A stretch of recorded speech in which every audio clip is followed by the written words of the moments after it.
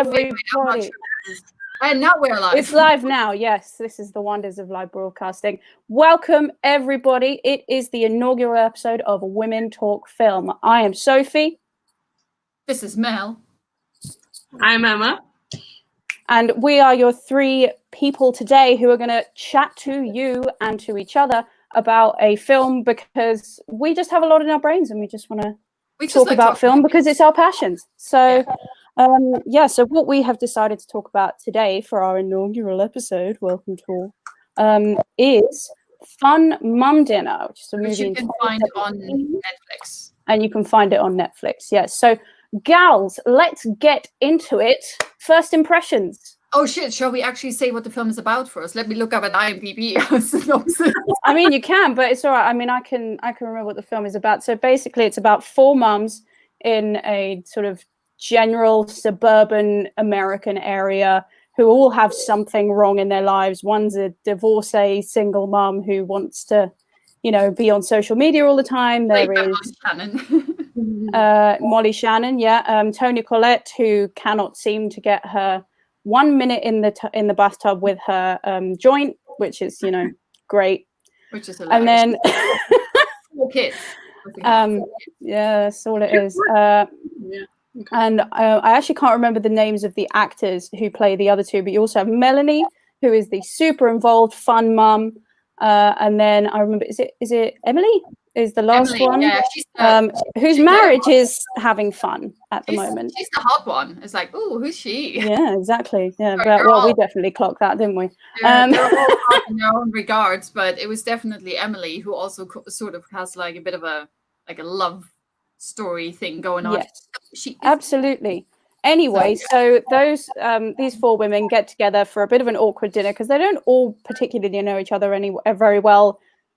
They end their dinner by getting drunk, and then the rest is the film, and it is the wonderful thing that we have watched for you today. So, as I say, once more, we're going to try this again. Gals, first impressions. Okay, so let me just sum this up. So Toni Collette plays Kate, who is best friends with Emily, the hot chick, who's Katie Asselton. And then we have Melanie and Jamie, who are played by Bridget Everett. She's like the funny, feisty one. And Molly Shannon is playing Jamie, who is the one who is recently divorced.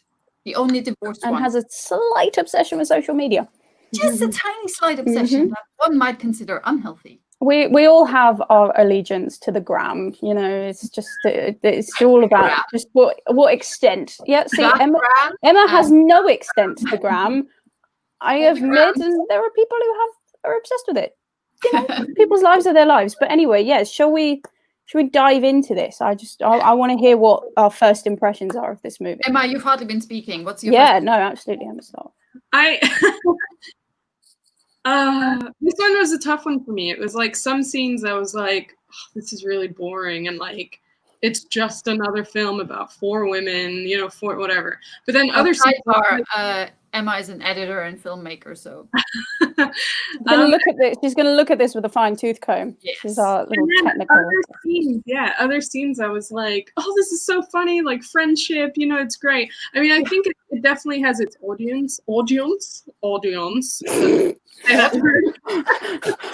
word went out of your mouth weird. I think I was going to say, I don't think I'm the target audience for this. Right. I think it makes me want to be in a way, be a mom and have a mom group and like all that stuff. But then I was like, I'm not a mom, so I can't relate to any of this. So it's just like, and then, I don't know. But, so what was your first impression overall? Sorry, one more time? Your first impression overall. Not your movie, eh? No. Can you do it in one word? That is the ultimate. One word. Go on, give it a whirl, girl. No, because I don't know words. Sorry, I'm the wordsmith of this group, just to sort of clarify. So Mr. Writer. So I know it's really funny. It's really funny what Emma is saying, that she couldn't really relate to anyone because she's not a mum, and I'm usually in that group as well. It's like I find it very unrelatable. I also don't usually I'm a person that likes these kind of things where people get stoned and trashed and whatever. But for whatever reason, in this movie, it really worked. And I like the friendships that we're starting, because we have like two people that are basically antagonizing each other from the start, which is Toni Collette's character, what was her name? Kate, and Melanie. Melanie, yeah. 61. So one in each of the two friendship couples, those two just really didn't like each other. And throughout the film, you see that they come together a bit and start an unlikely friendship through smoking some weeds. I assume in that. Yeah. Smoking some weeds. Yeah.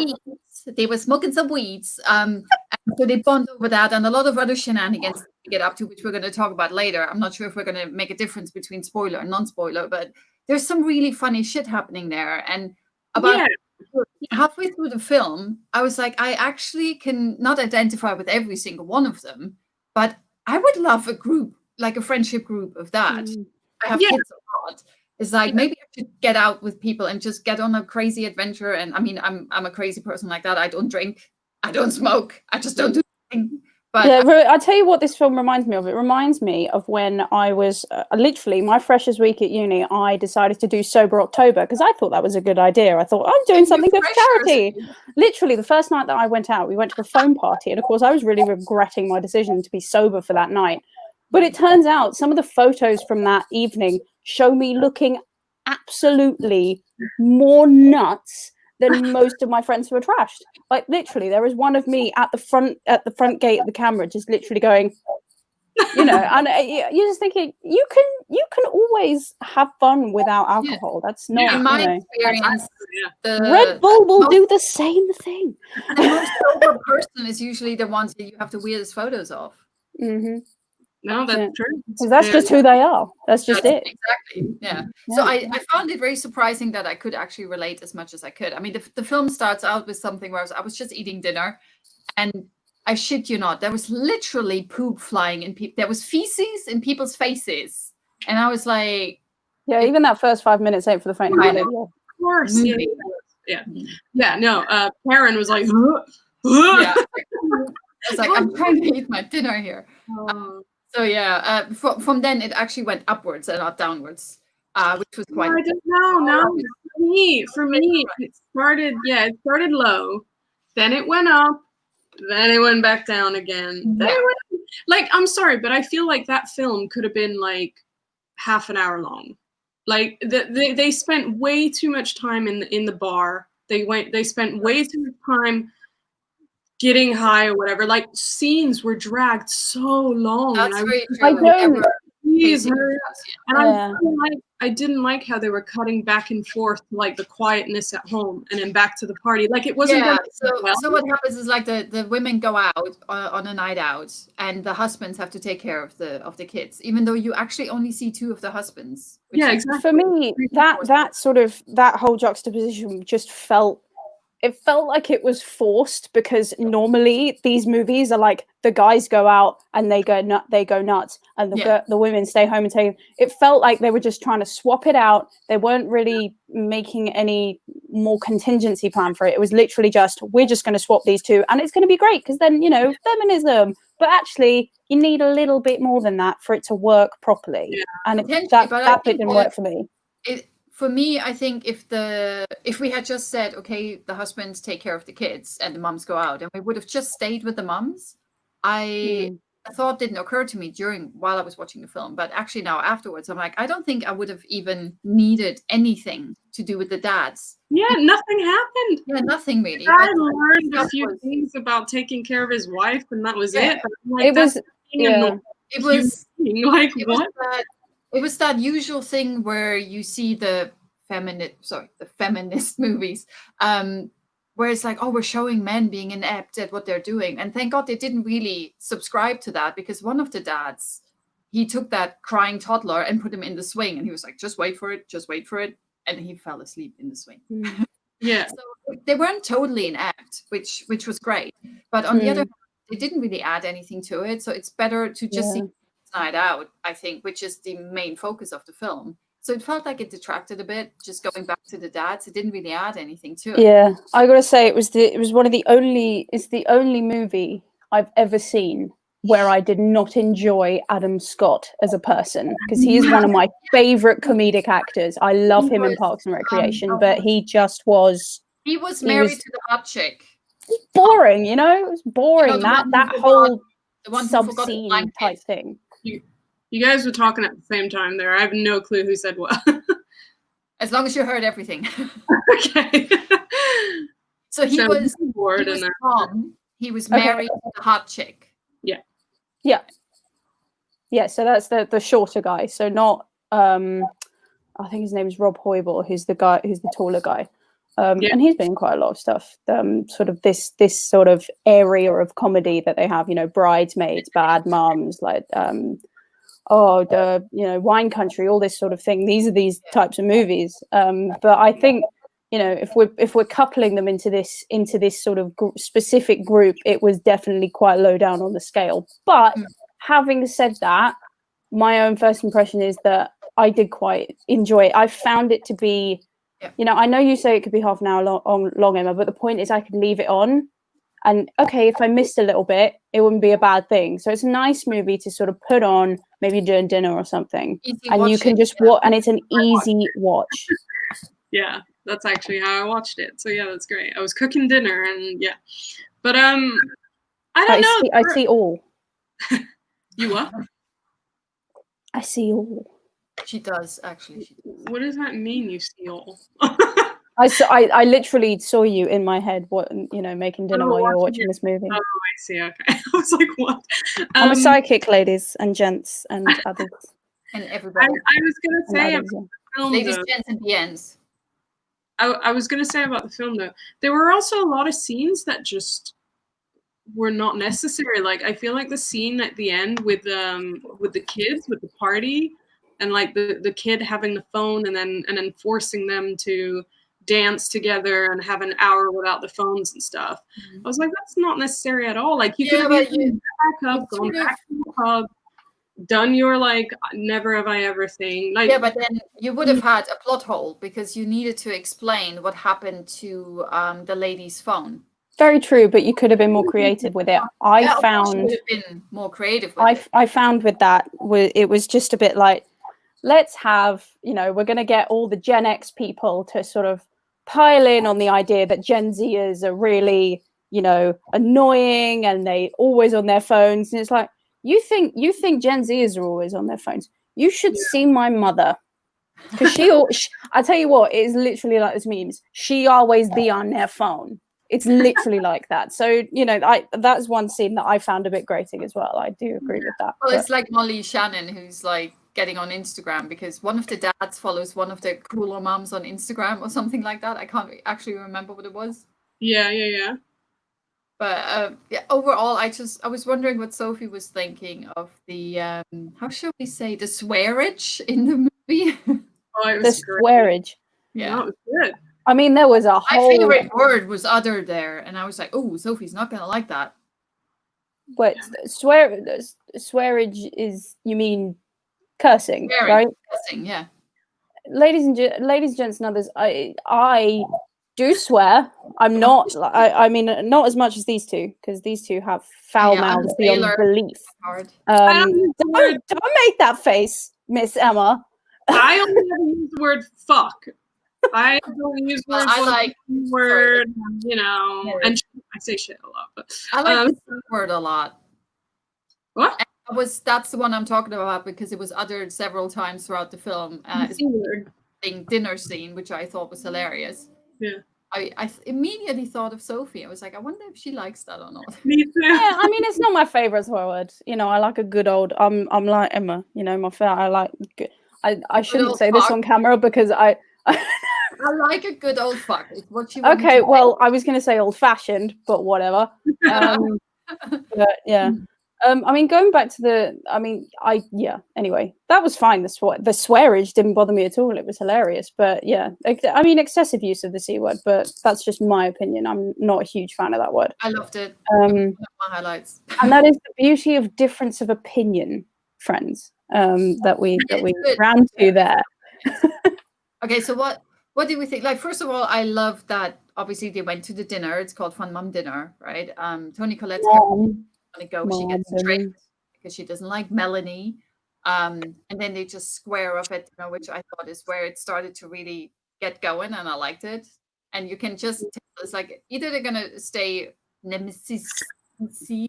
When I knew this movie was gonna get good, it was when Melanie asked for 3 fingers of scotch after her dinner. That's when I knew this movie was gonna get pretty. It was gonna start getting in, sort of checking into second gear. So yeah, no, but definitely. But then I would say, yeah. Once they go into the bar and we start with that abduction storyline, what did you guys think of that? What when they were? Oh, I love that. I loved the abduction storyline because I was like, are they going into serious territory now, or is this still a joke? Yeah, they did. I think they did a good. Sorry, go on. This is going to be fun. Go on. Yeah. I was going to say I really loved that because it really showed like friendship and how it should be. Like how women should look out for each other and stuff. And I thought that was actually, in a weird way, I thought it was beautiful. I agree. It was really. Everyone agrees. Yes. Yeah, I agree. It was really nice, that bit. Yeah, I really liked it. I thought it was great. It was mega mental. And that's where I was actually thinking. It's like, I'm not sure if this is still for a laugh or if this is potentially something serious. But the hot lady meets a bartender, and all of a sudden both of them are gone during karaoke night. And while Melanie is singing her heart out on stage, others go like, I don't know where she is, so we need to go and find her. And then it's like all hands on deck. And this is minor spoiler. That's like mega. Are we gonna do non-spoiler and then a spoiler section, or are we just? I mean, just assume that this is probably going to be not going to be a spoiler-free zone. But I loved it when they went to the harbor because they were pinging her phone or whatever it is. And the way that they had her location on a phone. That's a thing. Thank God for her location. Right. But I love the guy, how the guy was parking and he was not properly parked, and even though there was lots of space. Basically the story of my driving test, but whatever. Really? Oh, that's amazing. I'm gonna drive with you. I love it. You don't want that. There's a boat just kind of like going out into the harbor, and Melanie doesn't even think about it. She for whatever reason, I can't remember, she's wearing a unicorn onesie she got from CVS. Brilliant. And I want this unicorn onesie. It looks amazing. But still wearing this unicorn onesie, she jumps into the water and starts just going after that boat. And then Toni Collette goes, oh, she's going after my best friend. Wait a minute. It's my starts running and goes after the boat, and I was like, this is female friendship the way it should be. Yeah, Emma, you were going to say something. Sorry, I'm putting the wrong way.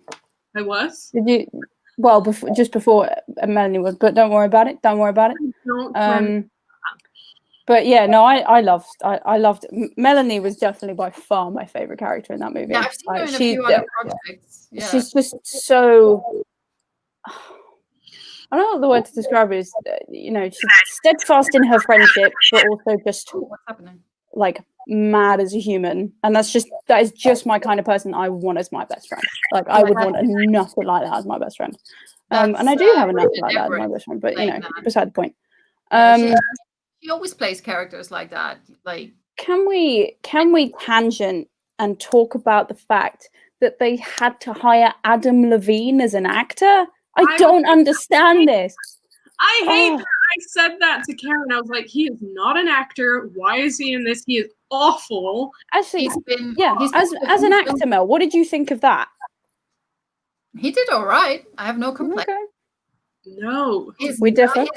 Look, his job was to be the sexy, hot bartender that the hot chick kind of goes for. Yeah, but that doesn't matter. Yeah. He still has to You don't need to be a phenomenal actor to pull something like that off. You just need to be charming to an extent. And I think he managed to do it. I have no complaints. Oh God. I mean, I'm probably speaking all for of his lines were flat. All of his lines were flat. Every time it went from like a really fun scene with the girls to them two, it was just of course. Like the girls are up here and everyone else, like all the guy roles were down here. It's like that's not necessarily, I would say, his fault. It's just that the character is not. It's nobody's blameless here. Okay. Paul Rudd or whatever. Like if they had swapped those two, is it Paul Rudd? Yes. The guy, right? That's those two. It would have been so one of the things that I wanted to say is like, because I realized that Paul Rudd was in this, and then he obviously was the weed seller. He was the legal pot dispenser, Legal pot dispenser, also known as the weed seller. He sells the weeds. But he would have been so much more charming as the bartender, and just he's a charismatic and funny guy. So I don't understand why they were switched, because clearly the bartender was way more important. And he's also a good-looking guy. Like I don't have to think too much about trying to imagine a straight woman to fall for him. He's not bad looking, is he? I mean, maybe we're the wrong audience for that. But... No. Well, the thing about Paul Rudd is that he has not aged in 25 years. So the guy's almost 50 and he looks like that. Seriously? Yeah, I'm not kidding. He is pretty much almost 50. And if I were a woman who liked the men, I would probably want to hit that, but I don't. Wow. So I am just admiring from afar. So can I just say, the guy is Ant-Man, enough said. I mean, yeah, true. Mm-hmm. I know, it's like Adam Levine, he's been in quite a few films and he always kind of plays his character. So it's just like... No Jennifer Lopez, okay? Now she can sing and act at the same time. Yes. Now we have to talk about hustlers, and this is not the topic of today. Look, if it goes on a tangent, we let it... it's a wave we ride, Yes. So I wouldn't mind riding a wave with Jennifer Lopez on it. So potentially everywhere. No tangents are off limits. Nothing is off limits. But no, it's true. I mean, some people obviously can do a lot of stuff and others can't. I mean, Jennifer Lopez has been at this for a lot longer than Adam Levine as well. So yeah, I don't know. I have no complaints really about the acting, but I'm quite forgiving in a film like that, because it's it's not Oscar bait or something. It's just an easygoing film to just put on and just enjoy. Emma. Hi. I'm sorry. What did you guys think of the main character? So like the actress, because I'd never seen her in anything before. I don't know who she is. What's the main character for you? Toni Collette or the hot one? The other one? The one with the shitty husband. Yeah, the one with Adam Scott as a husband. I mean, I can't say I've seen her. I mean, I might have seen her as a guest character in like a some sort of American TV show before, but... Are we talking about Emily? Yeah. I don't know her name. Yeah, maybe. Katie Esselton. Katie Esselton, right. So, yeah, I can't say... I mean, I think I've seen her face. It's a bit like that thing where you see someone in a movie and you're like, I know I've seen them before. So you look up their IMDb page, but you haven't watched anything on their IMDb page. So how exactly do you know their face? What is happening here? So that was kind of the deal for me with her. I thought she was okay, but to be honest, I felt like Melanie's actress carried the film in that regard. Yes, but that's really... and a bit of Molly Shannon as well, because Molly Shannon is just she's golden. She's SNL alum. Like she knows what she's doing when it comes to comedy. Those two have it easier because they have all the funny stuff. Because they're the comedic relief. So the other two are more straight-laced, which is why they might feel a bit less entertaining or less fun. I think Toni Collette brings in that sarcastic comedy that the other two can't really bring in this one. Oh, her. Yeah, she's so well. That dry, sarcastic humor. It's just absolutely brilliant. If just as for our audience, if you have not seen Little Miss Sunshine, go and do it right now, because it is one of the best comedy movies I've ever seen in my life. And Toni Collette is one of the big players in that. So yeah, I mean she's a phenomenal actress, and you can just tell. I mean, I can't remember whether she won an Oscar, but she's not been nominated for Oscars. So she's phenomenal in pretty much everything that she's ever been in. So that's one of the reasons why I was like, when you suggested the movie, I was like, Toni Collette is in this. What the heck? No, no, But she bounces around from Little Miss Sunshine to this to Hereditary. I mean, woman's got range. And every now and then you just need to make a funny film, because I'm sure they just had a lot of fun while they were shooting it. You know, this was overly emotional. This was not a physically draining kind of film. This was just get together with a bunch of awesome people and just shoot a movie for 90 minutes. I mean, you say it wasn't a physically draining kind of film. I mean, okay, they jumped in the water and had to swim after a boat, but you know, who knows? Maybe that was a stunt double. But yeah, no, I absolutely get what you mean. Yeah. So it's not as grueling as I would probably say some of her. I mean, who wouldn't, as an actor, want to spend a whole scene frolicking around CVS picking out random crap? Because I know I would love to do that and come out with a unicorn onesie. Sorry? Was that the gift card thing? Yeah. Yeah, so they go in and they go in and spend a bunch of money. That's why they buy the unicorn onesie. I want one. Yeah, see, I'll tell you what, American pharmacies are very different to English pharmacies, because we don't get candy or sweets in British pharmacies. You get like throat lozenges. Yeah, great, wild fun. Yeah. That's the closest you get to sweets in pharmacies. Or like, you can't buy a onesie in a pharmacy. You can't buy any sort of clothing in a pharmacy. You're lucky if you get tights, but that's it. I'm just saying, I wouldn't mind a CVS in this country. I really wouldn't. I wouldn't even know the thing about tights. Interesting fact there, Sophie. Oh well, yeah. No, I don't spend that much time in pharmacies. Are we going to do a random fact of the week thing? You can. Well, there you go. You can get tights in pharmacies in the UK, fellas. Sometimes. You know, do what you shall with that. Overall, I thought the film was quite a lot of fun. It was more fun than I expected. It's like sort of like a girl's night out or whatever that movie was Scarlett Johansson, where they by accident kill a guy or something. Oh, I love that. Rough Night. Oh, that was so loaded. What was such a loaded movie. So basically, Rough Night. I want, and just in case we want to talk about it at a later date. Just a quick synopsis. Rough Night is basically where a woman is getting married and they want to do a massive bachelorette party in Miami. One of the friends flies over from Australia and the other best friend gets really jealous of her. And they order a stripper to this wonderful villa they have in Miami. And then all of a sudden it all goes a bit wrong and they end up killing the guy by accident. And it's basically, again, there's always this turning point with these movies.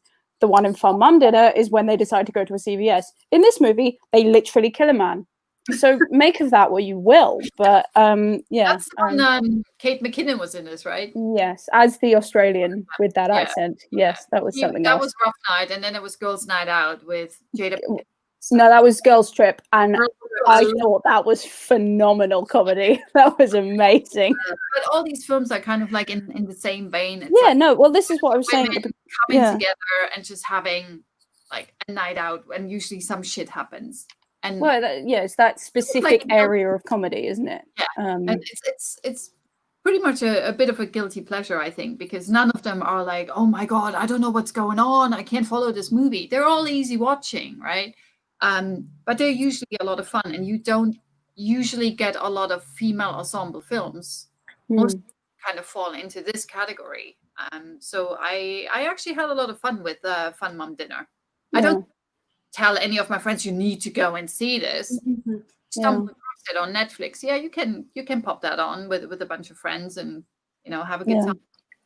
And it's only 82 minutes long, so there you go. Yeah, I mean, that's an easy watch, really, isn't it? I mean, clearly not easy enough for some people. Some people just can't turn the editor and filmmaker head off. I can't help it. Like, for example, there was one scene, right, when what was it? It was the first time that you saw Adam Levine's white van, and he opened the doors up like he was about to kidnap her. Get a lighter. The camera just goes into the thing, but then cuts to the parent, the husbands in the back of their vans, and that cut was fucking awful. It was like it was like they forgot the cross dissolve or like the to black. It just went black, and then just. I don't know. It was there. It just made that one. I have to admit that one confused me. Yeah. I was like, wait a minute, where am I now? Where are they? It's like van 2? Why are there sparkly lights in the van? What's going on? Yeah, I've got to say that was PowerPoint level transition right there. Not wonderful. That was bad. And that's not even speaking as a video editor. But yeah, no. I mean, it's unfortunate, but some of these things can be quite unpolished. I mean, you look at, shout out to one of the original modern female ensemble cast movies, Bridesmaids. AKA one of my favorite movies of all time. Yes, exactly. That wasn't wonderfully polished in some of its editing, if I remember correctly, but it's still just made for a wonderful movie. These things can salvage themselves from that editing, but not always, and not in Fun Mum Dinner. So, but it was still an enjoyable movie to watch. And as I say, it's definitely something that I could watch while doing something else. Being a woman who can stereotypically multitask. Random fact that I found out before we went live. Sophie has actually seen this not once, not twice, but 3 fucking times. Yeah, this is definitely, because there's a point though. This is Netflix in a nutshell. Though this is Netflix in a nutshell. You can go through Netflix so many times, and there are just some things that you just will not watch. I just don't want to. I don't have the headspace to try and watch this right now. And so you go for something. You gravitate towards something that you may have watched maybe before. Okay, I'm being judged for this. Okay. Both sides, I can tell that right now. She literally froze for about a minute, going like. I know, it was a little bit. No, I don't know what you guys are talking about because I didn't hear the beginning. So I kept saying, watched what 3 times. I've watched this movie 3 times. On Mom Dinner. Yeah. Why? Because this is what I'm trying to explain. I'm trying to explain that basically there are times when I am just too lazy to find something new to watch on Netflix. I watch it. I'm at that thing where my dinner's piping hot in front of me, and I don't want to have to wait too long to eat it. But I also want to eat it while watching something because that's what I do. I like that little ritual when I get home from work. So yes, I have watched this 3 times, and I do not appreciate your laughter at this. I'm just saying, yes, I am pointing the finger. I am being an angry woman right now, and I will not be. I will not be ostracized for it. Emma or Mel? Both of you. See, I'm laughing, not because I'm judging you, but because I knew that Emma would go, what? Yeah. Just because you watch things once, and if they're not right up to your standard, you put them in the bin. No, actually, she should. Listen, okay? Listen. When it's my turn to pick a film, it's going to be a film I've watched 10 times, okay? Okay, so yeah. Y'all aren't even going to fucking know what it's all about because I only seem to watch independent films. Films that make no sense whatsoever. But that's good, though. Maybe apparently I the next one, Emma. What? Maybe the next one, Emma. Okay. Apparently, I only watch stoner films. Oh. Mark said. They're like pure indie goodness that make no sense. Well, they're so out of someone's mind, they're so not Hollywood. They're But so, yeah. Look, if you can find one of those films on either Netflix or Amazon, because that's the only thing that we all have access, or BBC iPlayer, then we're gonna fucking watch it. Yeah, find us a film on BBC iPlayer. Find that elusive crazy indie film that you think we should watch. Yeah, so we're gonna watch The Date 5 times. No. I've already seen it 3 times. Okay, so friends, for your information, The Date is the film that one of the big films that Emma has made in the past. Yeah. Oh God, the screen flipped. I can't deal with this. I believe was it 2017 that was released. It's a short film, 15 minutes. It is honey. 2019. Is it 2019? No. It's because Fun Mum Dinner came out in 2017. I'm losing track of time. It's we're all still semi in quarantine. I'm losing track of the days. I haven't had caffeine in 3 days. I do not want to be pulled up on this today. Say you're spinny. No, you're spiky. What was it? Prickly. That's the word. She's prickly. Mhm. I was really snippy and prickly today with my parents. Bless their heart. Don't do a caffeine cleanse, kids. It's not a good idea. But yeah. So anyway, back to the date. It's so the date was released in 2019. Where is it available? What, you guys both spoke at Okay, the me talk. I'm talk.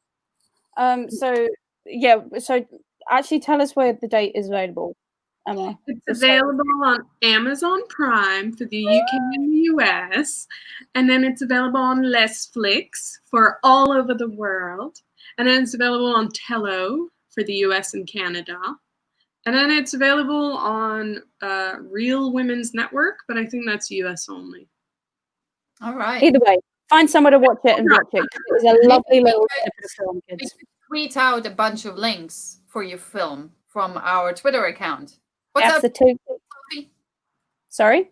What's our Twitter account, Sophie, so people can so our Twitter handle is WomenTalkFilm 1. Number 1. Number 1. Yeah, well, Women Talk Film. Don't just, these things happen. They're not using it anymore, but it's taken. God, hasn't been used since 2013. Yeah, lots. Like, lots. So, not cool. So, I did notice that they were adding a little 1 while I was getting the Twitter name. They just wait. But why? Couldn't you have done like women_talk_? I know, that's what I'm trying to say. So but it was too late. I said Women Talk Film. They didn't say, oh, that's not unavailable. She did it. Wasn't me. The thing with the 1. Just make another one. No one's really following us. No, we're keeping it. Sophie's already following 50 million people now. Yeah, so anything that goes tits up is mine. Anything that goes splendid, it's hers. And not me at all, because I literally did nothing. And Emma is just here because we're forcing her to. Everybody loves doing this. Everyone loves doing live. Guys, we're at 36 minutes and we're done with the film. What are we going to talk about now? I mean, it was only 82 minutes long, and it wasn't actually depicting anything that we really need to fucking talk about. There was no social commentary. There's no political issues or anything that come up. Just feminism. It's just, which I fully support, but it just did it in a bit of a it's just backward, cat-handed way. Having a good time, bonding, female friendship. So yay. How would we rate it? I mean, are we going to rate like thumbs up, thumbs down, or what are we going to do? Are we doing anything like that? What is Emma doing? She's giving like... I'm rating it. Okay, so what we're going to do for rating. Here's what we're going to do for rating. Okay, Emma, put your fingers down. Put your fingers down. No, what we're going to do for rate... It was this one. It was this one. It wasn't this one. It was this one. No, for we can do what they do in the Roman gladiator pits. That's what we'll do. So when you're doing that, and you decide whether you're going to go, and on the count of 3, you go up or down. See, Sophie reads my mind. That's it. Okay, so put it there. 3, 2, 1. I don't want to give it a proper up. I'm not giving it a proper up. I'm not giving it a proper up. Emma's being very critical because she can. But at least Emma didn't go into the negative. That's very true. I think that's the general thing with this movie. It was a bit of. I think the general gist of this movie, it's a bit of fun. It's easy to watch. Yes, it's got a couple plot holes in it. Yes, it's not the most wonderful plot line you've ever seen in your life, but this is the beauty of film. It doesn't need to be, it's just a nice, fun movie with a lot of profanity, a lot of great, cast members, and just all around good fun, I think. Yeah. And I think for me, the definition of a film is it's just got to entertain. However, you use that. For me, first and foremost, the movie has to be entertaining. And that can be all kinds of different things. But it was entertaining enough for me to, entertain me for all 82 minutes. I had a lot of fun. I laughed out loud. Oh, I totally forgot at the end when they were all getting together and just like being spaced out with their hangovers after they put their kids into school and they're all lying on the ground together. love this whole cheeky touch her boob kind of thing by Toni Collette. Did you all see that? Yeah, I saw that. I was laughing. That was the one time I literally laughed out loud, like proper loud. I was like, wow, cheeky bitch. That's why I was just thinking of it, because it was kind of like a just fun film. It's like you might not necessarily topple over laughing, but you know, there's lots of chuckles in there, lots of small moments that are definitely worth watching. And you get 4 women, and it's about female friendship, and what more can you ask for? I don't know what it is. This might sound a little bit sort of gay. You're hiding a bit in the shadows. Well, no, it's the light. I'm using the beautiful natural light. You know, so I haven't turned on my light yet. So. Someone gives. I'm not turning it on yet. Turn it on now. Wait, turn it on now. There you go.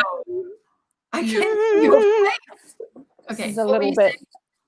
I don't know. I've lost track because you guys were so adamant that I turn on my goddamn lamp. No, so I mean, you know, it was just. I just love it when you see people. You know, women in a movie genuinely having fun. That just it warms my goddamn heart, bro. Okay, it warms my heart. We need to see more of that. Personally. Wait, what? I missed that. What warms your heart? Women having fun together. I think Emma needs headphones. Yeah, I think you do too. I don't need headphones. Thank you very much. I don't need headphones. Succumb to the headphones. You're the only one who doesn't understand everything. Things. Emma, your lighting just reminded me of like a horror movie or something when you came to Oh wow. Yeah. Yeah. This is like this is what you have to look forward to for the entire time we do this podcast, we're live, whatever we're making it. You know what I wanted to say, Sophie? You started with but you're a gay woman or something. Yes, I'm a gay woman. Surprise. Oh, see, yes. Yeah. I've just outed us all. We're all gay. We're all lesbians. You were trying to say something about the movie. Yeah, that's what she said. And you were telling me that I'm not understanding or hearing anything. This is okay. So this is the problem. Fuck you. This is the problem because on StreamYard we can't all talk at the same time. We cannot talk over each other because otherwise we will lose what someone is saying. Someone's speech will get thrown to the dogs the moment we all start talking at the same time.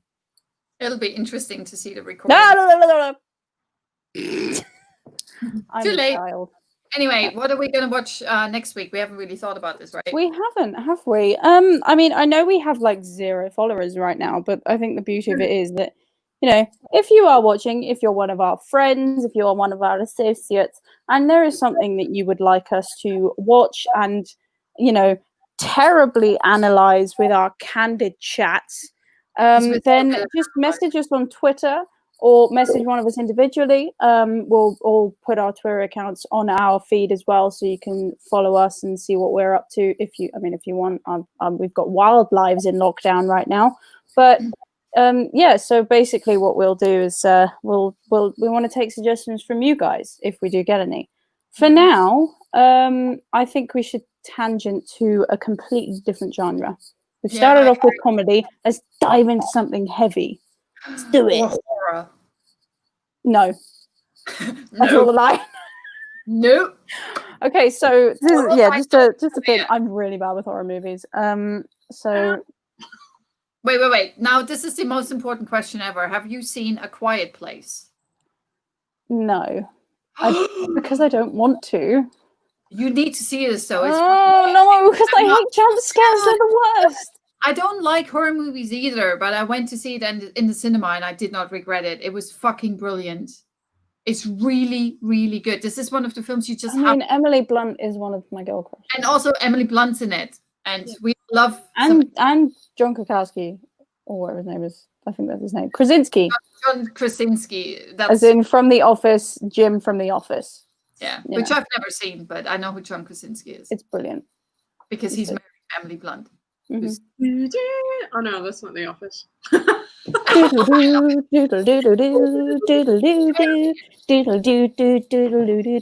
with this, we're gonna say goodbye for now.